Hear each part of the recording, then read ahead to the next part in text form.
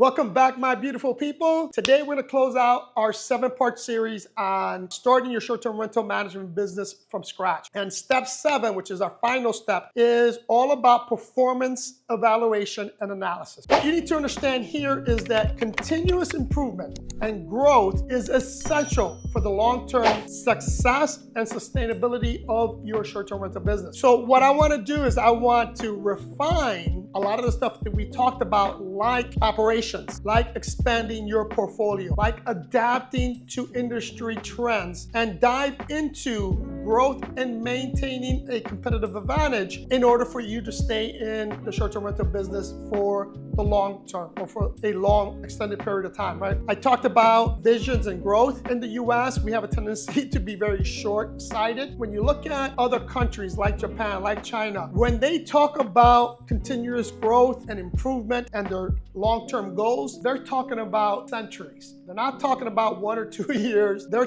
literally talking about 30, 40, 50, 100 years down the road. And in order for your business to sustain itself and to last that long, you really have to focus on your performance and you have to analyze certain key components that we're going to talk about here. So step number 1 is your KPIs, right? Your key performance indicators. And what you need to do is define what those KPIs are. In the short-term rental management business, your KPIs are going to be things like your goals. Now, your KPIs need to match your business goals, right? Your KPIs are going to be things like occupancy rate, average daily rate, your RevPAR, guest satisfaction scores, and how many repeat guests are booking, or what's your booking rates, right? And then within your booking rates, how many of those that are booking are repeat customers. So those are the things those are your KPIs. And then what you want to do with those KPIs, you want to create a system to regularly track and monitor these KPIs. So for example, with us is our PMS system gives us this data. It tells us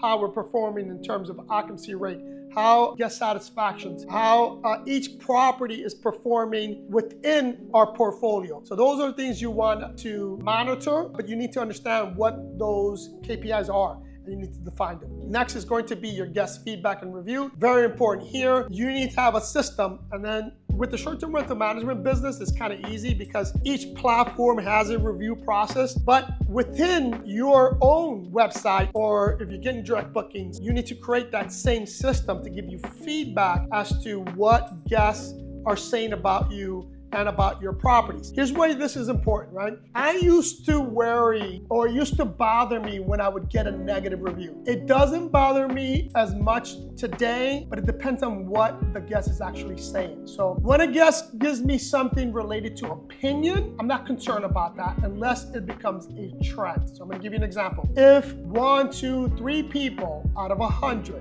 mentions that the bed is uncomfortable, I don't care, right? Because we're not going to please everyone. But if 9 out of 10 people mentions that the bed is uncomfortable, then there's a problem, right? You need to go ahead and rectify that problem, because then the bed is an issue. When you're reviewing these feedbacks and these reviews, number 1, don't take it personal. And number 2, identify, is it truly a problem or is it a one-off? So you need to have that. Next is operational. Let's talk about operation. And what you need to understand here is that you have to pursue excellence as it relates to operation. Operation, as you know, I look at a business from 2 perspectives, from the operation side of the house and then from the sales side of the house. But in operations, you need to pursue excellence, because the better you are at operation, the better your business is going to be and the better product you're going to produce. Create a process and a workflow that is optimal to you. Now understand that in the beginning, this workflow and this process is fluid. You're going to be constantly making changes and tweaks to it until you perfect it. But even then, when you're in the business as long as I have, you're constantly tweaking and changing and creating new policies for your business. So make sure that's in place, and then try to automate as much of that process as possible, right? There's routine tasks that you should be doing. I've mentioned this throughout this series. Like, for example, you should have AI as part of your business to answer inquiries, answer guest questions, and you should have a virtual assistant or someone monitoring this process so that it becomes fluid. it. Automatic messages is important. You should use technology to automate a lot of your processes and procedures, but you constantly need to be reviewing this stuff to make sure that you are optimized. Next is your staff training and development. Can't mention this enough. Like for us, this part is very difficult because I run a remote business. Most of my staff work remote. That creates a problem. The business can be run that way. I personally don't think it's optimal, but currently for us, our best option today, but understand that my eventual goal is to have everyone in-house, everyone working as one unit. And the reason why that's the eventual goal is because when you do that, you create a culture. For me, culture within a business is extremely important. I'm not gonna dive into that in this video because it'll make it way too long. Understanding that the training of your staff is critical, but when you're remote, you're relying on your staff to the training that you send them or give them. It's not like when you're in one building and everybody's there and we can interact and we can talk and we can discuss, we can innovate.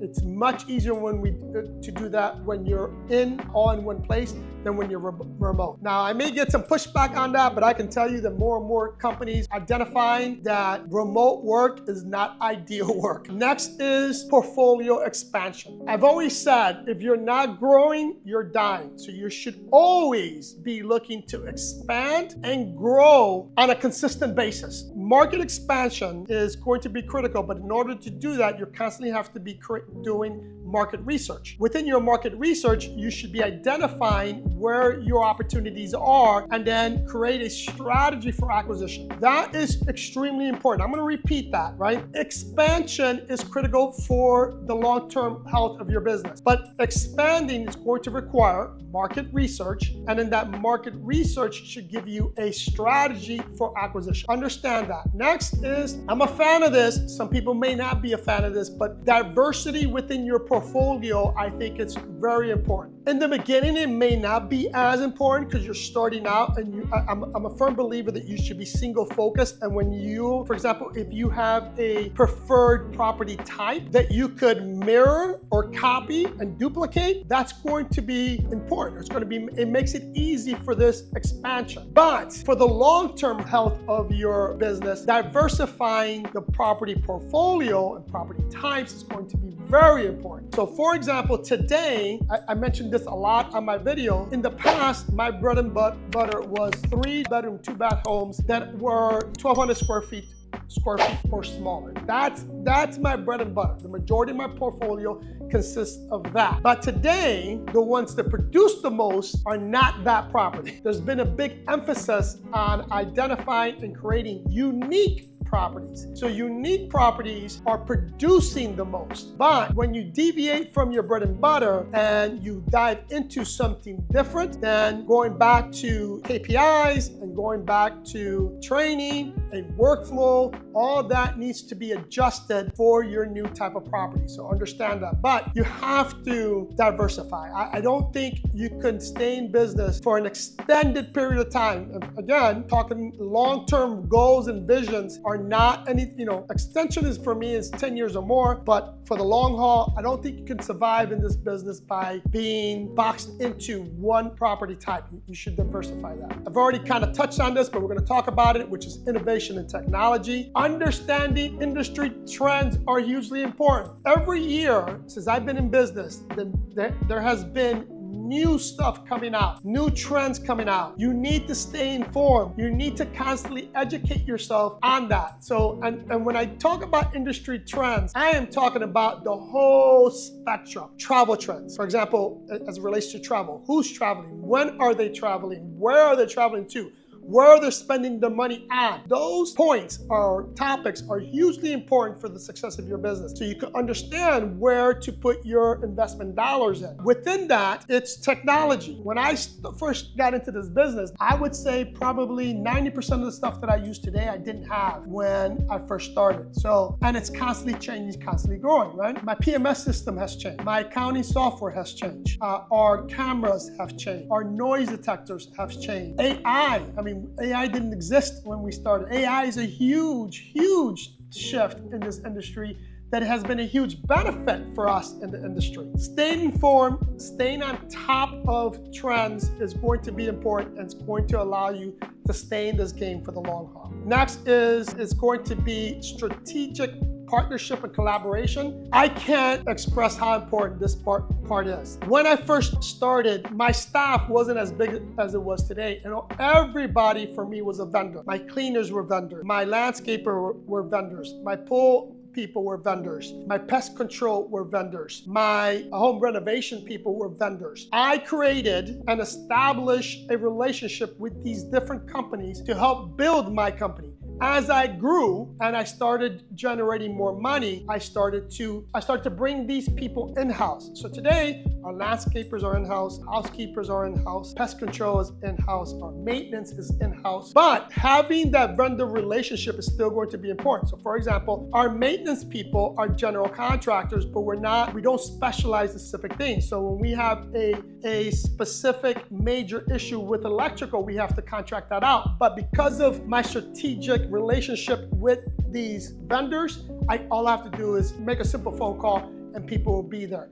I'll give you an example. We just had a major issue. You know, it's summer, so we're starting to have issues with our AC units. Our maintenance people can do basic maintenance and repair on these AC, but when a compressor goes out, I have to rely on my vendors. But because of this relationship, we can make a phone call, and it doesn't matter if it's during the day, on weekends, at night, I'm gonna have someone respond. And it just happened to us where we had a AC go out on us at 5 p.m. on a Friday night. No, I'm sorry, 5 p.m. on a Saturday night, but I was able to call someone out. It was the compressor, but I was able to call a preferred vendor. They went out and got it fixed before midnight. That's going to be important. The next thing is going to be financial management for your sustainability. I talked about this before on, I think, step 6 or step 5, but budgeting and forecasting is going to be crucial. If you're not a good numbers person or you're not a good financial person, then you need to hire this out. But understanding and creating a financial plan is going to be very important. Cash flow for any business is crucial.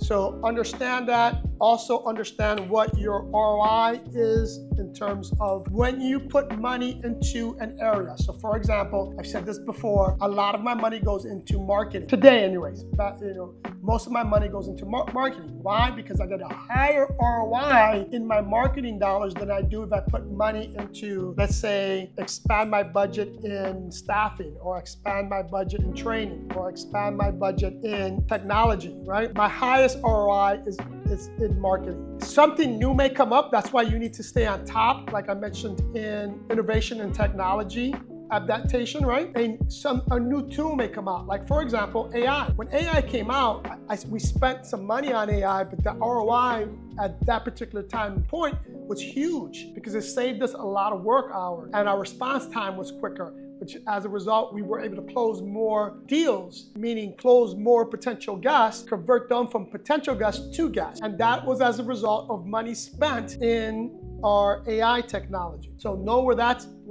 is coming from. The last thing I want to talk about, which relates to your financial planning, is revenue optimization, right? Your pricing strategy, your upsells, and your cross sales are going to be critical in terms of how much money you make in this business. And at the end of the day, making money is the point. If you're not making money, you're not going to be in business. Optimizing this part is critical. So let's just talk about pricing. You should have a pricing software and a pricing strategy for your properties. In addition to that, you should establish upsell within your customer base. Now, upsells could differ from business to business, but having upsells is going to be critical. If you watch my weekend review, I constantly talk about our revenue, how much money we make in a particular month in terms of our rentals, but I also talk about our additional income that we get. And oftentimes that additional income is substantial. I'll give you those numbers really quickly here. For example, in rental revenue this past week in our business, we made over $45,000. But in terms of additional revenue, we made an additional $25,000. $25,000 is a lot of money, people, in a week. So establishing that is going to be very critical for the success of your business. And then what's cross sales, and this is where our partnership with Dream Vacation comes in, also adds a huge additional revenue source to our business. Hope this information was useful. Watch the 7 series, save them, review them, go through them. If you have any questions, just buy me a coffee and let's discuss it, or post it on one of my social media platforms or here on YouTube. And then, because I pick one question per week to answer. That's going to conclude this series. Thank you for watching. Subscribe if you haven't subscribed. Like this video, share it, follow me on Instagram. Love you guys, and I'll see you in the next one.